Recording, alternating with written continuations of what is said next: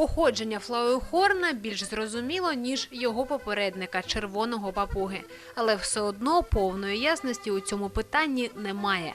За відомостями, що найчастіше зустрічаються в інтернет-ресурсах та іноземних журналах, це складний гібрид американських цихлід. Это искусственно выведенная рыба путем сложной гибридизации. Название ее лоухан флауерхорн. Эта рыба к нам пришла из Юго-Восточной Азии, а именно из Малайзии. Багато хто вважає, що одним з батьків цієї риби був червоний папуга. Є також відомості про те, що в якості вихідних видів виступили в числі інших северуми та лобіатуми. Називають і інших американських цихлід. Так що питання походження гібрида не вирішено, і навряд чи ці відомості стануть коли-небудь відкриті повністю, бо становлять комерційну таємницю.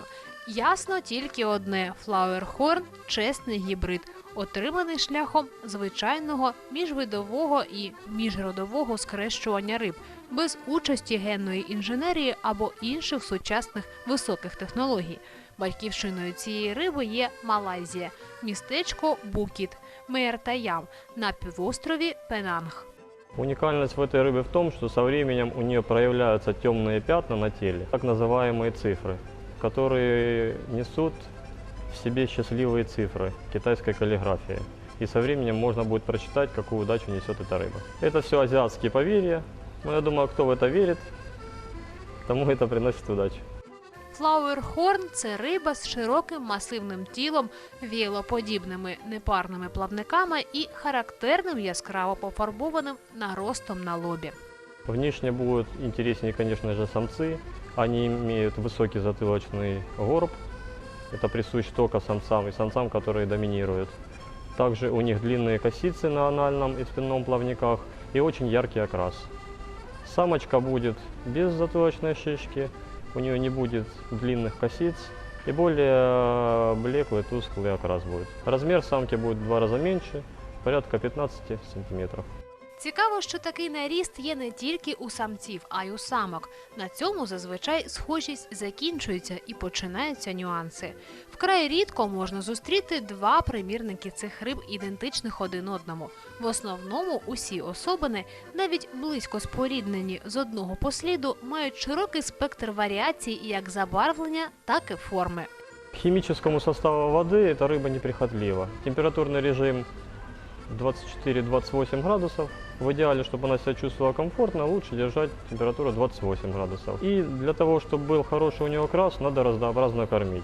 Кормами, содержащими растительные добавки, корма с высоким содержанием протеинов, а также корма, которые содержат в себе много каротиноидов для усиления окраса.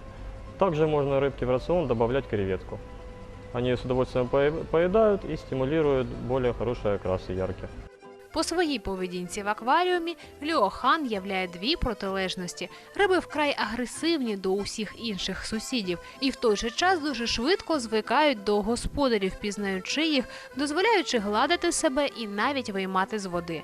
Дуже може бути, що селекція цієї породи йшла і у цьому напрямку. Чому б не вивести рибу, що генетично не боїться людини?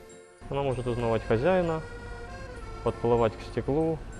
Не как другие рыбы подплывать из-за того, что сейчас будут сыпать корм, а именно узнавать определенного хозяина, подплывать, радоваться ему и радовать хозяина. Особливість флауерхорнів у дуже сильному темпераменті. Все просто один акваріум, одна риба. Інакше, якщо підсадити флауерхорна до когось іншого, не уникнути бійок та ушкоджень.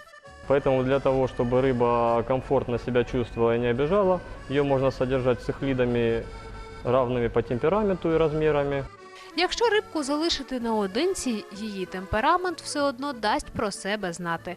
У цієї риби дуже багато енергії, але можна направити її у мирне русло. Це, власне, спілкування з господарем.